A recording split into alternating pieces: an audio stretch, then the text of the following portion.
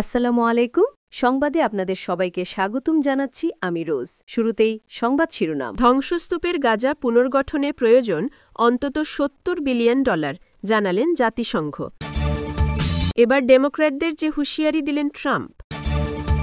বিধ্বস্ত গাজায় নতুন বিপদের শঙ্কা জানিয়েছেন বিশেষজ্ঞরা। যুক্তরাষ্ট্রের সঙ্গে বাণিজ্য যুদ্ধে শেষ পর্যন্ত লড়বে চীন। এতক্ষণ শুনছেন সংবাদ শিরোনাম, এখন বিস্তারিত। ধ্বংসস্তূপের গাজা পুনর্গঠনে প্রয়োজন অন্তত $70 বিলিয়ন, জানালেন জাতিসংঘ। জাতিসংঘ, ইউরোপীয় ইউনিয়ন ও বিশ্বব্যাংকের সর্বশেষ যৌথ মূল্যায়নে বলা হয়েছে, ইসরায়েলের 2 বছরের গণহত্যামূলক যুদ্ধের পর গাজা পুনর্গঠনে অন্তত $70 বিলিয়ন প্রয়োজন হবে। জাতিসংঘের উন্নয়ন সংস্থা ইউএনডিপি জানিয়েছে, ফিলিস্তিনের এই উপকূলীয় অঞ্চলটি পুরোপুরি পুনরুদ্ধার করতে কয়েক দশক সময় লেগে যেতে পারে। মঙ্গলবার 14 অক্টোবর এক প্রতিবেদনে এই খবর দিয়েছে ডেইলি সাবাহ। সোমবার কার্যকর হওয়া এক নাজুক যুদ্ধবিরতি চুক্তির মাধ্যমে ইসরায়েলের ধারাবাহিক বিমান ও স্থল হামলা বন্ধ হয়েছে, যা ৬৭,৮০০রও বেশি ফিলিস্তিনিকে হত্যা করেছে, যাদের বেশিরভাগই নারী ও শিশু। গাজার বিশাল অংশ এখন ধ্বংসস্তূপে পরিণত হয়েছে।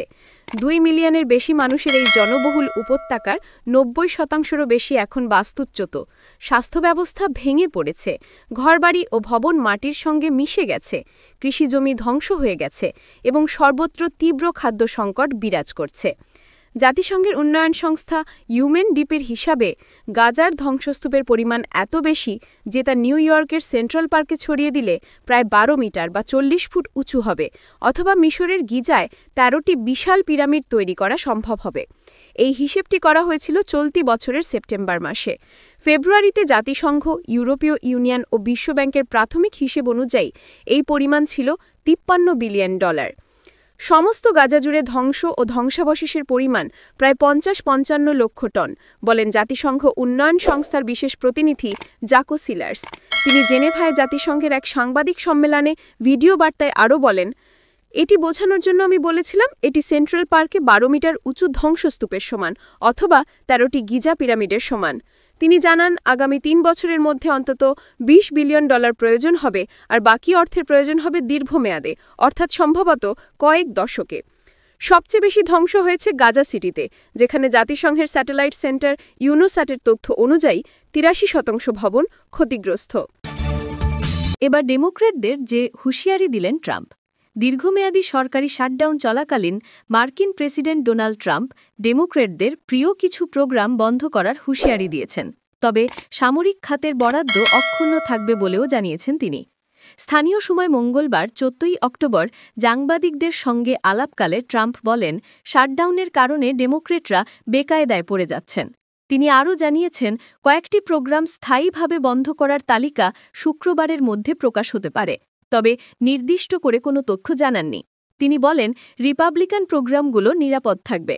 এদিকে ট্রাম্প ইতোমধ্যে ক্যালিফোর্নিয়া, ইলিনয় এবং নিউ ইয়র্কের মতো ডেমোক্রেট প্রভাবিত রাজ্যে অবকাঠামো এবং শক্তি উদ্যোগের জন্য বরাদ্দকৃত $28 বিলিয়ন পুনর্নির্দেশ বা স্থগিত করেছেন। হোয়াইট হাউসের তথ্যমতে গত শুক্রবার 8টি সরকারি বিভাগের প্রায় 4,200 কর্মচারীকে রিডাকশন ইন ফোর্স নোটিশ দেওয়া হয়েছে। প্রধান চাকরিচ্যুতি হয়েছে ট্রেজারি ডিপার্টমেন্টে, হেলথ অ্যান্ড হিউম্যান সার্ভিসেসে এবং সিডিসিতে।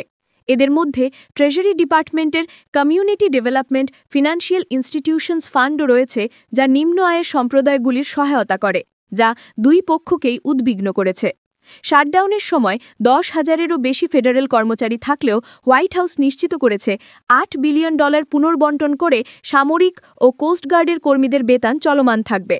সাধারণত অতীতেও শাটডাউনের সময় সামরিক কর্মীরা অর্থপ্রাপ্তি ছাড়া কাজ করেছেন এবং পরে বেতন ফেরত পেয়েছেন। বিধ্বস্ত গাজায় নতুন বিপদের শঙ্কা জানিয়েছেন বিশেষজ্ঞরা। যুদ্ধবিরতির পর গাজায় ফেরত আসা মানুষের জন্য নতুন আতঙ্ক হয়ে উঠেছে বিপুল পরিমাণ অবিস্ফোরিত বোমা। বিশেষজ্ঞরা সতর্ক করেছেন, যে কোনো মুহূর্তে এসব বিস্ফোরক ভয়াবহ বিপর্যয় ডেকে আনতে পারে। পরিস্থিতি মোকাবিলায় গাজা শহরকে অগ্রাধিকার ভিত্তিতে মাইন ও বিস্ফোরক মুক্ত করার আহ্বান জানিয়েছেন তারা। আন্তর্জাতিক সংবাদ মাধ্যম এএফপি জানায়, বেসরকারি সংস্থা হ্যান্ডিক্যাপ ইন্টারন্যাশনাল সতর্ক করে জানিয়েছে, গাজার সাধারণ নাগরিকরা এখন মারাত্মক ঝুঁকির মুখে রয়েছেন। সংস্থাটির হিসাবে যুদ্ধ চলাকালে গাজার উপর প্রায় ৭০,০০০ টন বিস্ফোরক নিক্ষেপ করা হয়েছিল। মাইন ও অবিস্ফোরিত গোলা অপসারণে অভিজ্ঞ আন্তর্জাতিক সংস্থাটির পরিচালক অ্যান ক্লেয়ার ইয়াইশ বলেন, গাজায় যে ভয়াবহ ধ্বংসযজ্ঞ ঘটেছে তাতে স্তরে স্তরে ধ্বংসস্তূপ জমে আছে। এর সঙ্গে যুক্ত হয়েছে পরিবেশগত জটিলতা, যা পরিস্থিতিকে আরও বিপজ্জনক করে তুলেছে। জাতিসংঘের মাইন অ্যাকশন সার্ভিস জানুয়ারিতে প্রকাশিত এক প্রতিবেদনে জানিয়েছিল, গাজায় নিক্ষিপ্ত মোট বিস্ফোরকের ৫ থেকে ১০% এখনও ফাটেনি। সংস্থাটি জানায়, টানা ২ বছরের অবরোধের কারণে তাদের প্রতিনিধি দল এখনও পর্যন্ত গাজায় প্রবেশ করে বৃহৎ পরিসরে সমীক্ষা চালাতে পারেনি। ফলে অবিস্ফোরিত অস্ত্রের সঠিক পরিমাণ নির্ধারণ সম্ভব হয়নি। UNMAS জানায়, আগামী দিনে তাদের মূল মনোযোগ থাকবে ধ্বংসস্তূপ অপসারণে, যাতে নিরাপদ উদ্ধার ও পুনর্গঠনের কাজ এগিয়ে নেওয়া যায়। বিশেষ করে যেসব সড়ক দিয়ে হাজারো বাস্তুচ্যুত মানুষ ঘরে ফিরছেন, সেসব সড়কের পাশে জমে থাকা ধ্বংসাবশেষ দ্রুত সরিয়ে ফেলার ওপর গুরুত্ব দেওয়া হবে। জাতিসংঘের মানবিক কার্যক্রম বিষয়ক কার্যালয় জানিয়েছে, গুরুত্বপূর্ণ সড়কগুলোতে বিস্ফোরক থাকার আশঙ্কা রয়েছে। অল্প সংখ্যক সাজুয়া যান থাকায় সীমিত পরিসরে নিরাপত্তা যাচাইয়ের কাজ চলছে। অন্যদিকে জাতিসংঘের সংশ্লিষ্ট অন্য সংস্থা জানিয়েছে, তারা এখনও ইসরায়েলি কর্তৃপক্ষের অনুমতি পায়নি, যার মাধ্যমে অবিস্ফোরিত বোমা ধ্বংসের সরঞ্জাম গাজায় প্রবেশ করানো সম্ভব হবে। UNMAS বলেছে, তাদের ৩টি সাজুয়া যান গাজার সীমান্তে অপেক্ষমান রয়েছে। অনুমতি পেলেই বড় পরিসরে নিরাপদ অপসারণ অভিযান শুরু করা হবে। এদিকে জাতিসংঘের উন্নয়ন কর্মসূচি জানিয়েছে, গাজার পুনর্গঠনে প্রয়োজন হবে $৭০ বিলিয়ন। ২ বছরব্যাপী যুদ্ধের ফলে ইতোমধ্যে প্রায় ৫,৫০,০০,০০০ টন ধ্বংসস্তূপ জমে আছে, যা সরিয়ে ফেলা এখন গাজার পুনর্জীবনের সবচেয়ে বড় চ্যালেঞ্জ। যুক্তরাষ্ট্রের সঙ্গে বাণিজ্য যুদ্ধে শেষ পর্যন্ত লড়বে চীন। মার্কিন প্রেসিডেন্ট ডোনাল্ড ট্রাম্পের নতুন ১০০% শুল্ক আরোপের ঘোষণা দেওয়ার পর চীন জানিয়েছে, যুক্তরাষ্ট্রের সঙ্গে বাণিজ্য যুদ্ধে তারা শেষ পর্যন্ত লড়াই করতে প্রস্তুত। ট্রাম্পের শুক্রবারের সোশ্যাল মিডিয়া পোস্টে চীনের সাম্প্রতিক দুর্লভ মাটির রপ্তানি নিয়ন্ত্রণের ঘোষণা করার পরের প্রতিক্রিয়া হিসেবে চীন মঙ্গলবার ১৪ অক্টোবর একথা জানিয়েছে। ট্রাম্প একই পোস্টে আরও উল্লেখ করেছেন, নভেম্বর ১ থেকে যুক্তরাষ্ট্র সমস্ত গুরুত্বপূর্ণ সফটওয়্যারের উপর রপ্তানি নিয়ন্ত্রণ আরোপ করবে। এই নতুন উত্তেজনা আন্তর্জাতিক বাজারে ধাক্কা দিয়েছে এবং দক্ষিণ কোরিয়ায় চীনের প্রেসিডেন্ট শি জিনপিংয়ের সঙ্গে সম্ভাব্য বৈঠকের বিষয়ে প্রশ্ন উত্থাপন করেছে। চীনের বাণিজ্য মন্ত্রণালয়ের এক মুখপত্র মঙ্গলবার ১৪ অক্টোবর এক বিবৃতিতে বলেছেন, শুল্কযুদ্ধ এবং বাণিজ্য যুদ্ধের বিষয়ে চীনের অবস্থান অপরিবর্তিত।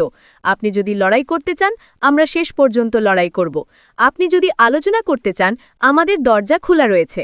তিনি আরও বলেন, যুক্তরাষ্ট্র একসাথে সংলাপ চাওয়ার সময় নতুন বিধিনিষেধ আরোপের হুমকি দিতে পারে না। এটি চীনের সঙ্গে যুক্ত হওয়ার সঠিক উপায় নয়।